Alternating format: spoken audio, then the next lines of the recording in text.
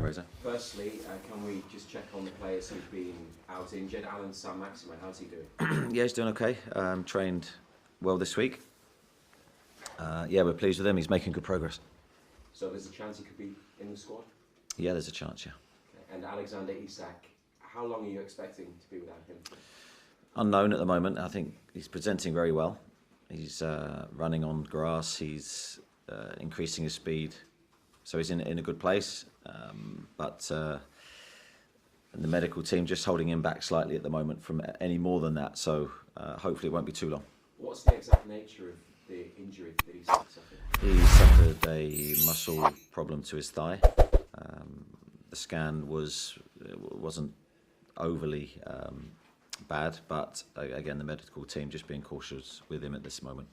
And we haven't seen Jonjo Shelby this season since the injury that he suffered in the summer. How is his recovery going? It's going very well, yeah. I mean, Jonjo's, I'd say, ahead of schedule. He's hopefully going to be involved with us today in training for the first time. So pleased. There will still be a bit of caution from me and the medical team as to when he's ready to play, but he's certainly making positive strides at the moment. Is he one of those players that even though the fans know all about him because he's been here for a few years, that maybe when he's not playing, when you miss him, you perhaps appreciate and realise just how good he can be? I think that's the case with all players. Sometimes you can take them for granted when you're with them every day and they're performing in the team, and yeah, when they're not there, suddenly you miss their skills and their expertise. And Jonjo's got real strengths for us that when he's in the team and playing well, we miss. So his range of pass, his eye for a pass, his execution of that is at the very highest level. And I think there's definitely been games and times during the period where he's been out where we've missed him. Today is the anniversary of the takeover. I know you weren't here when the deal went through, but you've been at the club for most of the last 12 months. Can you just sum up for us how far in your time under these owners that the club has come? Yeah, the club's come a long way. I think the positivity, first and foremost, was what hit me coming into the club of everyone connected with the club in terms of the takeover and what may lie ahead for the club in the future. And I think that positivity is still there, and I think that's a very difficult thing to keep. I think everyone behind the scenes has done a very, very good job in terms of just putting the building blocks in place for what the club needs for long-term success. We can then deliver that. And there's been a lot of growth and success on the field and the progress that you've made, but it's also been about some of the changes behind the scenes, hasn't it? The infrastructure, the training ground that we're at now, the academy, everything else. So how important has that side of things been from your perspective? It's hugely important, because I think without those structures in place, the long-term success isn't going to happen. So I think first of all you need good people in the right positions with a long-term plan, and then they need the freedom to then execute that plan under everyone's under pressure, but not under consistent pressure every day, because you've got to make the right decisions for the long term. There's a lot of work going on behind the scenes to improve everything that we deliver for our current players and the players that we'll have continue to exist. So I'm very positive about the future. Just finally, a couple of football questions. You spoke after the win at Fulham about Joe Willock, who had a particularly good game last weekend. How much more, though, is there still to come from Joe Willock, do you think? I think there's a huge amount. I think he's got all the tools. Athletically, he's very good. Technically, he's very good. And he's got, as he showed when he first came to the club, an eye for goal. Although we haven't quite seen that fall into place yet this season. I believe it will.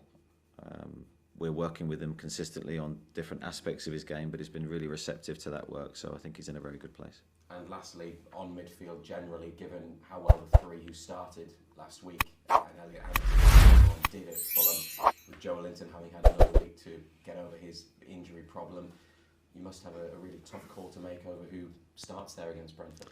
Yeah, it was a problem I had last season. For a long period of time where the consistency and selection was there because the performances were so high. It's a nice problem for me to have because I haven't had that a lot this season. But it's nice to have some strength returning to the group now, and that's going to be pivotal for us as there's a lot of games to come. Thank you. Morning, Eddie. Is Joe Linton okay? 100%? Joe Linton has trained this week. Yeah, he's fine. Yeah, and no COVID symptoms yourself in terms of team news? Touch wood at the moment, I'm all right. I'm actually a little bit croaky this morning. God, not again. No, I think I'm fine. I know we touched on it yesterday, and you've spoken about that before, but it was an unbelievable situation for yourself against Brentford. The last time, sort of sitting in a hotel room listening to the crowd. It was it still lives with me today. That 90 minutes was the most stressful 90 minutes I've ever had. I think because I was out of contact with my team, coaching to even trying to communicate with the coaching team was incredibly difficult. And so you're sort of reactive to things are happening, and you're picking it up minutes after it's happened. So that was very, very difficult.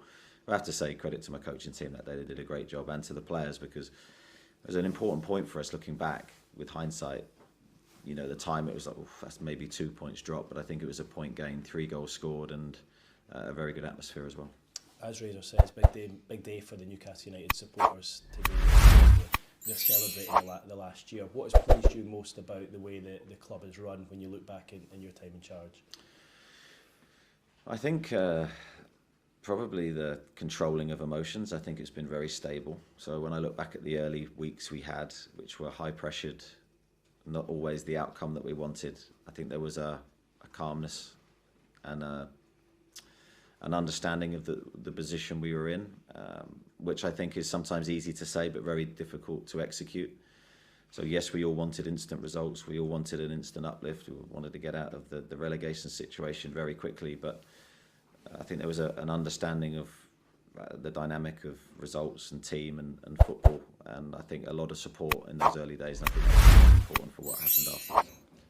Almirón, 2 goals for him last week, a really good display. He appears to be, if I dare say, a confidence player. Will that have done him the world of good last week? Yeah, I think every player's a confidence player, but I think, yes, some maybe more than others. I think Miggy's mentally very strong. I think when you look back at his career and the challenges that he's faced and different countries he's played in, full credit to him for that journey. And I think he arrives here now probably mentally in the best place that he's ever been. And certainly during his pre-season form, I thought he was outstanding. He's taken that now into this early part of the season. I think there's a lot more to come as well. I'm excited by what he can deliver. But even when he's not scoring, I'd say he delivers so much for the team that maybe goes unnoticed. Thanks. Andy. One